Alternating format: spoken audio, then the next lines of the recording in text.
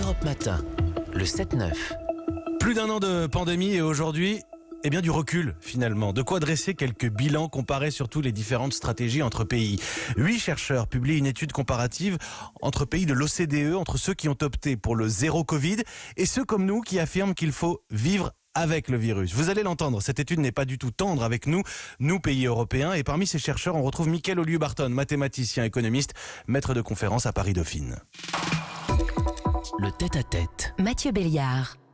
Mickaël Olieu-Barton, bonjour. Bonjour Mathieu, merci. Alors le premier enseignement de cette étude que vous publiez, c'est que l'économie, la santé, les droits et libertés individuelles, tout ça, c'est compatible avec une stratégie zéro Covid. Alors je voudrais d'abord qu'on définisse ensemble et d'un mot ce que sont ces différentes stratégies.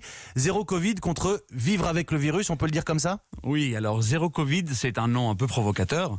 Il faudrait plutôt dire viser une circulation du virus au plus bas et surtout veiller à la maintenir au plus bas. Ça, c'est ce qu'on appelle zéro Covid. Alors que vivre avec, c'est plutôt attendre que le nombre d'infections monte jusqu'à ce que ça soit trop inquiétant. Et pour éviter la saturation des hôpitaux, on prend des mesures progressivement à ce moment-là. Oui, des mesures plus light, plus tardives. L'idée qu'il faut peut-être aussi s'habituer, justement s'adapter, alors que le zéro Covid sont des mesures choc immédiates et une forme de tolérance zéro au virus. Alors, les pays que vous identifiez comme une claire stratégie zéro Covid, je les cite, Islande, Australie, Nouvelle-Zélande, Corée du Sud et Japon. On est d'accord qu'on a 5 îles et une péninsule, ça joue quand même. On est d'accord que quand on est une île, c'est plus facile de contrôler les frontières. Il y a 5 pays parmi les 37 de l'OCDE qui ont suivi cette approche, ce sont des îles ou presque, mais il y a aussi des pays qui ne sont pas dans l'OCDE, citons le Vietnam, la Chine, qui ont suivi cette approche avec succès. Non, il ne s'agit pas de prendre des mesures plus strictes, c'est une question plutôt de les prendre au bon moment. C'est-à-dire prendre les mesures très rapidement permet d'être ciblé et donc de ne pas pénaliser un pays entier quand on peut simplement agir sur une ville, sur un département, de manière très ponctuelle pendant 3 jours, 5 jours, une semaine, au lieu d'attendre que le virus circule partout et qu'on n'ait pas le choix que de confiner tout un pays, voire tout un continent. Et on va voir comment ça se manifeste aujourd'hui, mais depuis le début de cette pandémie, on essaye d'équilibrer les priorités, la santé, l'économie, nos droits aussi, nos libertés qui sont entravées. Et vous nous dites, c'est ça qui est important, que la stratégie zéro Covid, on l'appelle comme ça, oui. Elle gagne sur tous les fronts. Oui, alors ce qui est étonnant, c'est qu'on entend toujours qu'il y a un arbitrage à faire entre l'économie et la santé. Il faut rouvrir pour l'économie, même si ce n'est pas bon pour nos hôpitaux. Et en fait, on se rend compte en analysant des données qu'on a maintenant. Donc il y a un an, on ne les avait pas. Maintenant, on a un peu de recul. Et c'est notre responsabilité de tirer les enseignements. On regarde en arrière et on voit que effectivement, les pays qui ont suivi zéro Covid, ils ont eu 25 fois moins de morts. Bon, d'accord, ça a de quoi nous hérisser le poil. Mais on se dit, bon, d'accord, mais nous, on s'en sort mieux économiquement. En fait, non. On a 10 points de moins de PIB et même la croissance du PIB, semaine après semaine, elle est moins bonne dans nos pays. Et on dit, bon d'accord, mais parce que nous, on pense aux libertés individuelles, on veut garder notre démocratie. Les pays qui font ça, ils sont... Écoutez, Mickaël Olieu-Barton, je vous propose d'écouter, on va faire très simple, Emmanuel Macron, pas plus tard qu'hier, hier après-midi à Strasbourg, avec ses homologues européens. Écoutez. J'entends comme vous les voix de toutes celles et ceux qui nous expliquent qu'au fond des régimes autoritaires serait plus efficace face aux crises.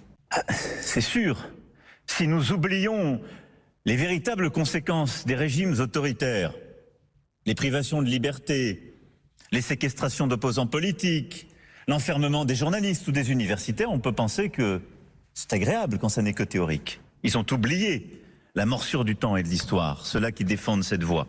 Alors je crois que vous n'êtes pas d'accord, Mickaël Olieu-Barton, vous avez oublié la morsure du temps et de l'histoire ? Alors exactement, c'est qu'on nous opposait l'argument de la liberté et donc on a pris une mesure de la liberté ou des restrictions développées par l'université d'Oxford. On regarde les fermetures, les restrictions de mobilité, on essaie de prendre en compte tout ça et on se rend compte que les pays qui ont fait zéro Covid s'en sortent également et beaucoup mieux que les pays qui, comme nous, avons décidé de vivre avec. Donc cet argument ne tient pas. Mais vous comprenez que c'est contre-intuitif. Je pense, on a tous cet exemple en tête, l'Australie, Melbourne, qui a connu un confinement total, strict, 2 fois plus long que le nôtre. Non, ce n'est pas juste.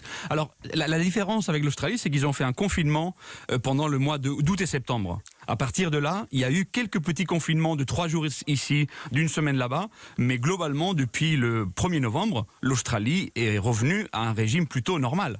Oui, Donc depuis novembre. on entend des confinements très stricts, mais ils sont très ponctuels et c'est incomparable. En fait, si on regarde au niveau de la liberté des restrictions individuelles, le fait que ça dure tellement chez nous, déjà, c'est évidemment beaucoup plus mauvais pour la santé mentale et sociétale. Mais en plus, même au niveau de la mesure, enfin de la gravité de ces mesures, elles sont très comparables. On a parlé des libertés, on a parlé de l'économie. C'est vrai que dans le détail, on parle quand même avant tout de santé. Et là, vous mesurez aussi une vraie différence, une distinction sur la mortalité. Oui, alors la santé, c'est le premier volet. Donc évidemment qu'on entend depuis le début les épidémiologistes et le personnel médical qui sont tous d'accord que zéro Covid, c'est mieux pour la santé. Ça, il n'y a pas de... Enfin, je crois qu'on est tous d'accord là-dessus. Après, ce qu'on a opposé, c'est des arguments économiques ou des arguments du type démocratique. Donc c'est pour ça que ce qui était important pour nous, c'était de ramener ensemble ces 3 points de vue, le médical, l'économique et le sociétal. Mais sur la santé, qu'est-ce qu'on mesure concrètement comme différence entre une stratégie zéro Covid et une stratégie vivre avec qui voudrait préserver l'économie, même si vous démontrez que c'est pas si clair? Alors nous, on a mesuré les morts dues au Covid, tout simplement parce que c'est un indicateur qui est évidemment un peu cru, mais pas manipulable. Mais donc c'est 25 fois plus de mortalité dans les pays qui ont choisi de vivre avec parmi les pays de l'OCDE pendant les 12 premiers mois de la pandémie. Mais évidemment, la mortalité, c'est un indicateur pour une charge globale beaucoup plus grande. Des hospitalisations, des Covid longs, des saturations des hôpitaux, une détresse psychologique importante. Enfin, donc on a pris la mortalité parce que c'était les données, en particulier pour la première vague, où le nombre de cas n'était pas encore bien mesuré et pas très comparable entre les pays. On a parlé du président de la République un tout petit peu plus tôt. Il a présenté un plan de déconfinement pour la France. Quel regard est-ce que vous portez sur ces mesures d'ouverture annoncées? Alors un déconfinement progressif et territorial, c'est une excellente idée. D'ailleurs, c'est ce qu'on avait défendu il y a un an. La différence, c'est que en mai dernier, on avait un taux d'incidence de moins de 5 cas par 100 000 habitants par semaine. Maintenant, on est plutôt à 200. Donc c'est vrai que cette stratégie qui est la bonne, elle est la bonne quand le virus ne circule pas et quand on réagit vite du moment où tout d'un coup on repère une résurgence. On est assez inquiets, nous chercheurs, en tout cas dans l'équipe dans laquelle je fais partie, que ça reparte comme en 40 et qu'on se retrouve avec une 4e vague. Évidemment. Et ce qui est important là-dessus, c'est que on vit dans cette incertitude, l'incertitude d'une vague qui va venir, on ne sait pas quand, on ne sait pas quelle sera la gravité, et ça empêche l'économie de se relancer. Le 10 mai, c'est aujourd'hui, le 11 demain, ça fera 1 an qu'on déconfinait ce grand confinement parfaitement inédit. Je vais retenir, si vous le voulez bien, Mickaël Oliubarton, une note positive. On va tirer quelques enseignements puisqu'on nous dit que d'autres pandémies du genre sont à venir. On peut préserver et la santé, et l'économie, et les libertés. C'est le message que vous passez ce matin finalement. Merci beaucoup. Merci à vous, Mathieu. Mickaël Oliubarton, invité du Tête à Tête Europe Matin aujourd'hui. Il est